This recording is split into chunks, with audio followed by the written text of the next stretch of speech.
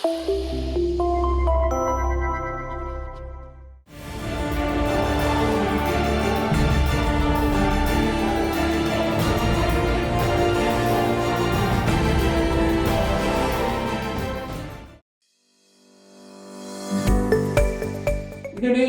is in the midst of a global uncertainty, rising uncertainty, jitteriness in the markets, a trade war that is raging, political unrest in Hong Kong. Given this backdrop, Tom, what is your prognosis on the current outlook for the global economy? So Shoaib, as you know by now, I'm very much a back to basics kind of guy, right? And the first order of business is to go back to that old saying, stay calm and carry on, right? So I think the ructions, right, the events like Hong Kong or trade war, we have those kinds of ructions every decade for the last 100 years, right? And we always manage to come out of them somehow. So I think we need to all stay focused, keep our eye on the ball, right? And for emerging markets, developing countries, that ball is overwhelmingly the matter of structural reform, right? So we have to continue working on the structural reforms, hardware and software.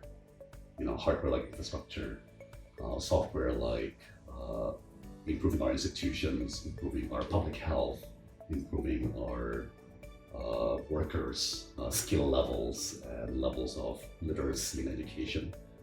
Those are the things we have to stay focused on and not get excessively distracted by all the noise hogging the headlines at any given time.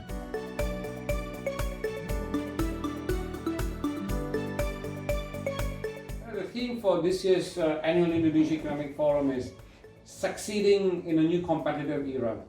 As you know, over the past decade, globalization, the rise of the digital economy, Industry 4.0 is kind of upended what we call 20th century economic growth models. Today, people are saying, emerging countries and developing countries can no longer use the export-led growth model of the past. How can Indonesia stay competitive? What do you think are the key factors that will improve Indonesia's economic competitiveness? Well, a few things, Shoaib. First of all,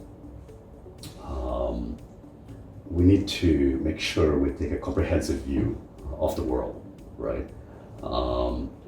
Trade wars and technology may turn upside down global trading goods.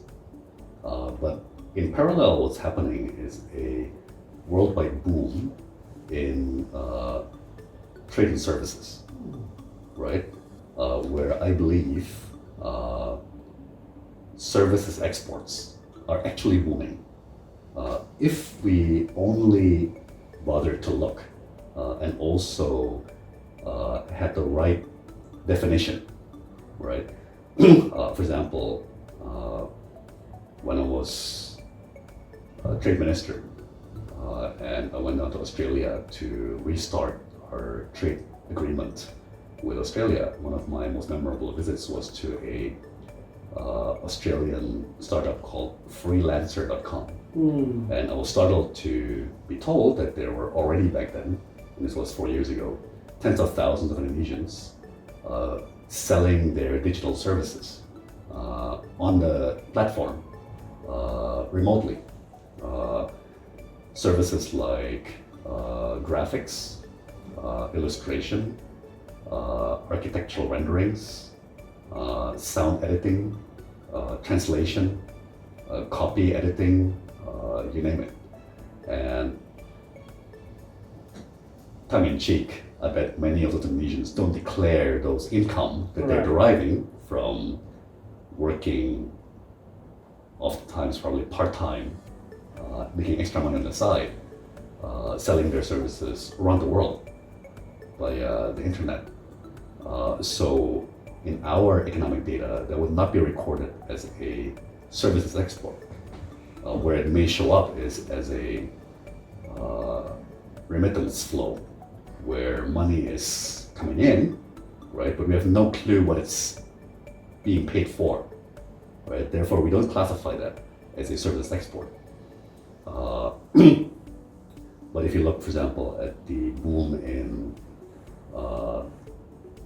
video streaming platforms like Netflix, soon to be joined by Disney Plus, and local versions of Netflix like iFlix in Southeast Asia, right? I would argue that global trade is booming more than ever, just in a different form than what we're used to. So we don't know to look for it, right? So that's one. Second thing is President Jokowi already conveyed to World Economic Forum founder Klaus Schwab in Hanoi last year that we believe Industry 4.0, like artificial intelligence, robotics, 3D printing, cloud computing, will be a net job creator, not only in the medium or long term, but even in the short term, right? So if you look at the data, there's no evidence to speak of technology destroying jobs.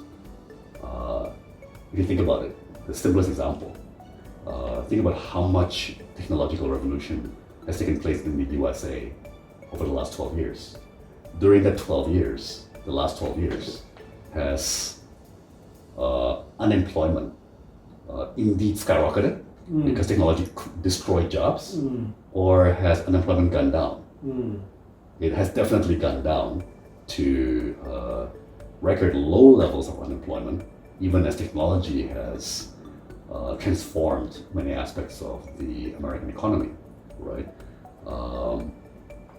And what I believe these new technologies will do is actually take away the boring, repetitive, and low-value activities from human beings, so that human beings can focus on the creative, sentimental, or imaginative parts of business activity, which is more high value, right? So I believe we're entering a cycle where we will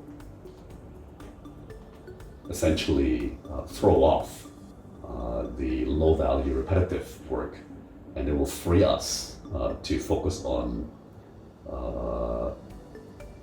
the more emotional and the more human aspects of work. And I think the things that define competitiveness in this sort of situation are things like creativity, human touch, right? The ability to connect emotionally and intellectually with another human being, social skills,